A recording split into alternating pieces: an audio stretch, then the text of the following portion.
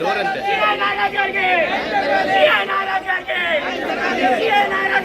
అడ్డుపెట్టుకోవచ్చు అంటున్నాయి.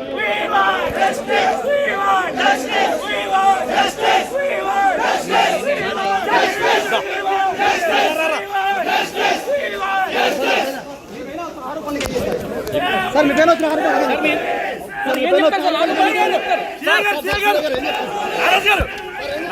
నాగరాజు గారు ఏం చెప్తారు? నాగరాజు గారు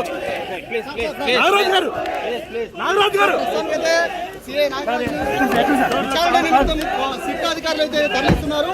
అయితే అరెస్ట్ ఎప్పుడు ఉండిపోతుంది అనేది మొత్తము ఈ సిట్కి సంబంధించిన బృందం అంతా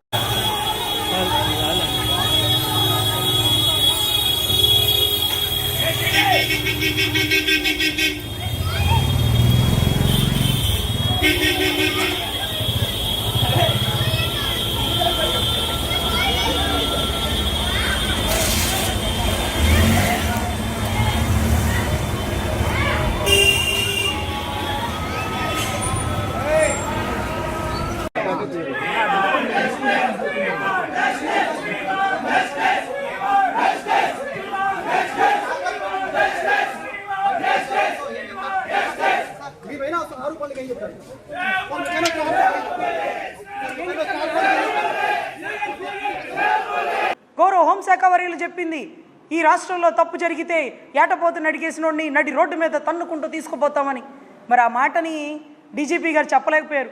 ఏంటి సార్, ముద్దాయికి ముసుగు లేకుండా నడి రోడ్డు మీద నడిపించుకు తీసుకెళ్తున్నారంటే ఇంతే, ఈ రాష్ట్రంలో ఇలాగే ఉంటుంది అని అనలేదండి. ఒళ్ళు దగ్గర పెట్టుకొని ఆ జీపులో పెట్రోల్ లేదు, డ్రైవర్ అందుబాటులో లేడు, అందుకే నడిపించాల్సి వచ్చింది, వాళ్ళతో పాటు మేము కూడా నడిచినాం కదా అని అద్భుతమైన పదజాలంతో సమాధానం చెప్పారు. మీలాగా విర్రవిగిపోలా. 5 ఏళ్ళే ఉండేది మీరు, వాళ్ళు 62 ఏళ్ళు ఉండాలి. మళ్ళీ మీరు పెంచితే ఇంక 2 ఏళ్ళు పెంచుతారు కదా. సో దయచేసి ఇక్కడ ఉండేటటువంటి వ్యవస్థలో తప్పుని ప్రశ్నించండి. గౌరవ హోంశాఖ మంత్రి వర్యుల మీద మీకు ప్రేమ ఉంటే రాఖీ పండగ పిలిపించుకొని రాఖీ కట్టించుకోండి, గిఫ్ట్కి ఏదైనా డబ్బులు ఇవ్వండి. అంతేగాని ఆవిడ మేకప్ గురించి మాట్లాడారని చెప్పి మీరు దాన్ని కూడా తప్పు అంటున్నారు. తప్పే, మేమంటే మేకప్లు పూసుకునే టైం ఉండదు, ఆవిడ మేకప్లు వేసుకుని వస్తారేమో, అలా కూడా తప్పని అనకూడదు. అమర్నాథ్ గారు ఎందుకన్నా అన్నావంటే గుడ్డు బాగలు కొడతానందమ్మా, గుడ్డు బాగలు కొట్టిద్దంట, వాడు వీడు అంటుంది. 3 తరాల చరిత్ర ఉందమ్మా రాజకీయ బ్యాక్గ్రౌండ్, అలా వాడు వీడు అనొచ్చా? నేను ఒప్పుకున్నా, మా వాళ్ళు ఒప్పుకోలేదమ్మా, అందుకే అలా మాట్లాడాల్సి వచ్చింది. ఏ రోజున నేను మాట్లాడానా అని ఆయన సమాధానం చెప్పాడు. కానీ మేకప్ మీద మీరు పెట్టిన శ్రద్ధ, మీ పార్టీ కార్యకర్త ఒక దళిత మహిళని, ఒక పంచాయతీ శాఖలో పనిచేస్తున్న మహిళని కుక్కను కొట్టినట్టు నడి రోడ్డు మీద పోలీసుల కర్రలతో పోలీసులు చూస్తుండగా కొడితే, ఒక మహిళే కదా, మనకు ఓటేసిన మహిళే కదా, ఆ అమ్మాయి కూడా నాలాగా అన్నా అన్నా అని అంటుంది కదా, ఏ స్పందించలేదే? నీ ట్విట్టర్లో పోస్ట్ పెట్టలేదే? ఒక మహిళ మీద దారుణంగా నడి రోడ్డు మీద చేస్తున్న చర్యని ఖండిస్తున్నాను, నేనుండే ఈ రాష్ట్రంలో ఇలా జరగకూడదు అంటూ ఖండించాలి కదన్నా. అక్కడా ఖండించరు. ఈరోజు మేకప్ గురించి రాష్ట్రం మొత్తం స్పందిస్తుంది. మహిళా కమిషన్ చైర్పర్సన్ గారు, అమ్మా మీకు పాదాభివందనాలు. అరే, కళ్ళ ముందు నడి రోడ్డు మీద కుడుతున్న వాళ్ళకి సమాధానం చెప్పరు. సుగాలి ప్రీతి తల్లి మీ దగ్గరికి ఎందుకు రాలేదంటే ఆవుదేముందులేండి అనిందట. ఆవుదేముందులేండి, ఆవిడేం చేస్తుందిలే పాపం అనిందట. ఆ పరిస్థితికి వచ్చారు. ఈరోజు మీరు లెటర్ రిలీజ్ చేసినారమ్మా, ఏమనంటే మేకప్ గురించి మాట్లాడతారా అంటూ లెటర్ రిలీజ్ చేసి సమాధానం చెప్పాలని అడిగారు. సో ఈ లాకప్ డెత్ ఏదైతే ఉందో దీనికి నాగరాజు గారి కుటుంబ సభ్యులు ఎవరైతే ఉన్నారో, అమ్మా మీకు క్షమాపణలు చెప్పుకుంటున్నాం. మీ భర్త అనుకోకుండా చేసిన తప్పైనప్పటికీ పైన ఉండేటటువంటి శాఖలు ఎవరైతే ఉన్నారో, కన్సర్న్ డిఎస్పీ గారు, ఏసీపీ గారు, జరిగిందేదో జరిగింది, పొరపాటున చెయ్యి తగిలి చచ్చిపోయాడు, గట్టిగా కొట్టే చచ్చిపోయాడు, ఆ కుటుంబ సభ్యులకి ఆ శవాన్ని అప్పచెప్పి క్షమాపణలు అడిగి ఉండొచ్చు. మీ భర్త ఒకవేళ పొరపాటున తప్పు చేస్తే, ఎందుకంటే మీ భర్తకి ఈ విజయవాడ రాష్ట్రంలో అంటే ఈ విజయవాడ జిల్లాలో మంచి పేరే ఉందమ్మా. కానీ నీ భర్త పేరు చెడగొట్టింది మేం కాదు, ఈ ప్రభుత్వం, ఈ పైన ఉండే శాఖలు. పొరపాటున తప్పు జరిగి చనిపోతే మీరు అడగచ్చు, అభ్యర్థించవచ్చు. ఆ కుటుంబం కూడా మీ బాధని, ఆవేదన అర్థం చేసుకొని ఆ శవాన్ని తీసుకొని ఆ తల్లి ఆర్తనాదాలతో వినిపించుండేది. కానీ నీ భర్త చేసిన తప్పుని కప్పెట్టి కాపాడి ఏమవుతుందిలే ఆ శవాన్ని చూపించేది ఎందుకు, ఆడ పక్కకి వెళ్ళి కాల్చిపడేసి మున్సిపాలిటీ దగ్గర, అర్రే ఎక్కడో హోటల్లో చంపేసినారంటమ్మ తల్లి, టాస్క్ ఫోర్స్ అంట. దీనికి తోడు ఏదైతే బస్ స్టాండ్ దగ్గర ఒక అనాథ శవంలా పెట్టారట. మీరు దయచేసి గౌరవ డిప్యూటీ సీఎం గారికి చెప్తున్నా, అన్నా ప్రొసీజర్ మీకు తెలీదు, ఒక అనాథ శవం దొరికితే దానికి ఫోటోలు తీస్తారు, దానికి లేకపోతే పుట్టుమచ్చలు రాసుకుంటారు. ఆ అనాథ శవం ఎలా కనపడాలంటే హార్ట్ స్ట్రోక్తోనో ఆకలితోనో చనిపోయి ఉండాలి. కానీ ఒంటి మీద గాయాలతో ఎప్పుడైతే ఒక అనాథ శవం కనపడుతుందో 174 సస్పీషియస్ డెత్ కట్టి ఆ బాడీని గవర్నమెంట్ హాస్పిటల్కి తీసుకెళ్ళి పోస్ట్ మార్టం చేసి అది ఎవరిదో గుర్తించి పేపర్లో ప్రకటన చేసి దాని తర్వాతే దానికి కాలవాలి, ఖననం చెయ్యాలి. కానీ తమరేం చేసినారు?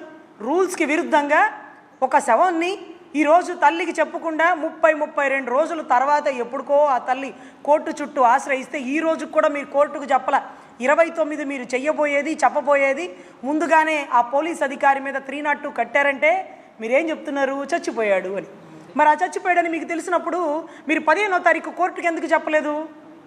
15వ తారీఖు కోర్టుకి ఎందుకు చెప్పలేదు? ఈలోపు పంచాయతీ చేసుకుందాం అనుకున్నారా?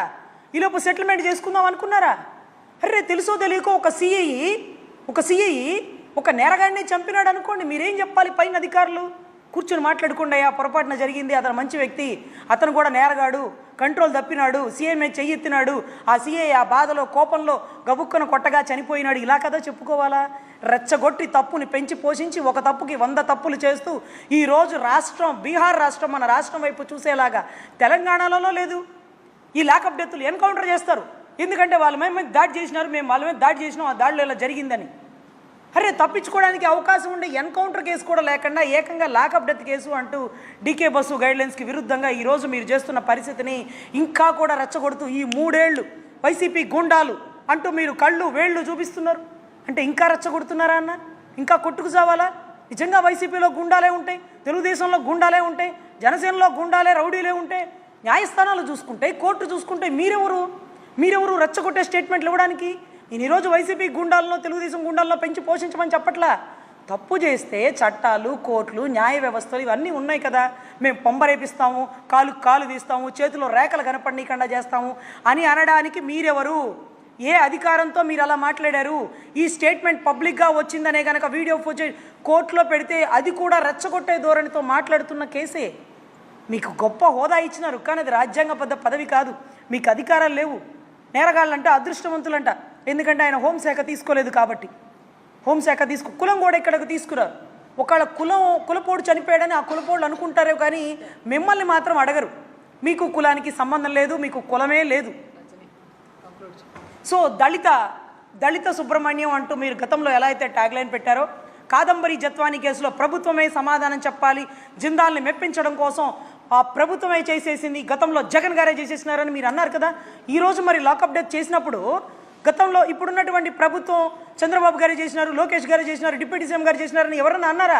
లేదు కదా.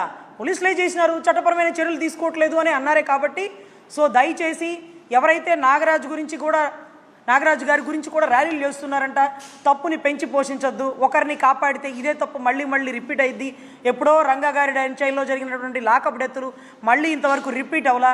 రాష్ట్రంలో మొట్టమొదటిగా ఇదే జరిగింది. సో కఠినమైన చర్యలు తీసుకుంటే తప్ప ఇలాంటివి రిపీట్ కాకుండా ఉంటాయని గౌరవ సీఎం గారికి, హోమ్ మినిస్టర్ గారికి మాత్రమే చెప్తున్నాం.